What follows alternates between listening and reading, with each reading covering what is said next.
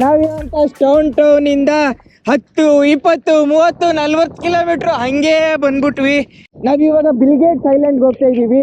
Bill Gates ಆಫ್ರಿಕಾದಲ್ಲೊಂದು island ತಗೊಂಡವ್ರೆ. ಆ ಐಲ್ಯಾಂಡ್ ನಿಮ್ಗೆ ತೋರ್ಸಕ್ ಹೋಗ್ತಾ ಇದೀನಿ. ಐಲ್ಯಾಂಡ್ ಹೋಗ್ಬೇಕು ಅಂದ್ರೆ ದಡದಿಂದ ಹಂಗೆ ಬೋಟ್ ತಗೊಬೇಕು. ಬೋಟ್ ತಗೋಬೇಕು ಅನ್ಕೊಂಡು ಅಲ್ಲಿಂದ ಬಂದು ಈ ಜಾಗಕ್ಕೆ ಬಂದ್ರೆ ಇಲ್ಲಿ ಮಳೆ ಬರುವ ಆಗಿದೆ. ಏನು ಬಂದೇ ಬಿಟ್ಟಿದೆ ಆಲ್ರೆಡಿ. ಅಲ್ಲಿ ನೋಡಿ ನಮ್ಮ ಬೋಟ್ ಅಲ್ಲಿದೆ.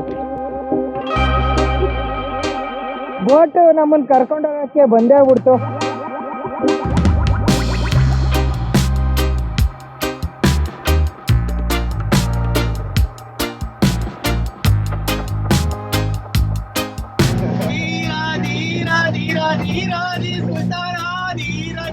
ಆ ಸಾಂಗ್ ಯಾಕೆ ನೆನ್ಪಾಗ್ತೈತೆ? ಯಾರನ್ನ ನೋಡಿ ಅಂದ್ರೆ ಇವ್ರನ್ನ ನೋಡಿ.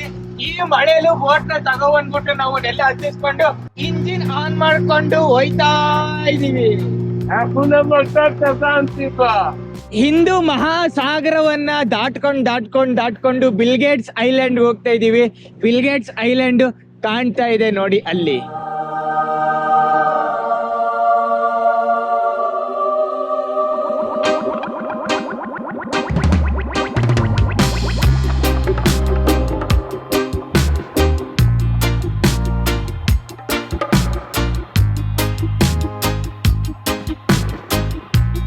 ದೇವರು ನೀವೇನ್ ಅನ್ಕೊಂಡಿದ್ರಿ?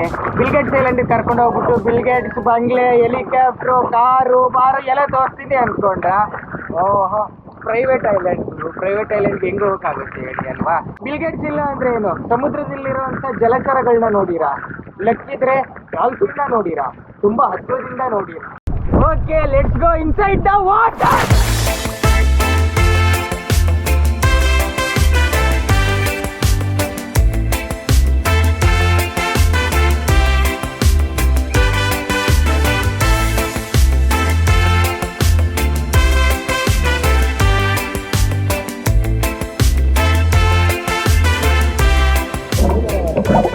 ಬಿಲ್ಗೇಟ್ಸ್ ಐಲ್ಯಾಂಡ್ ನ ದೂರದಿಂದ ನೋಡಕ್ಕೆ ಸಿಕ್ಕಾಪಟ್ಟೆ ಟೂರಿಸ್ಟ್ಗಳು ಬರ್ತಾರೆ. ಟೂರಿಸ್ಟ್ಗಳ ಗುಂಪೆ ಇಲ್ಲಿ ಬೋಟ್ ಪಾರ್ಕಿಂಗ್ ಮಾಡ್ಕೊಂಡು ನಿಂತ್ಕೊಬಿಟ್ಟವ್ರೆ.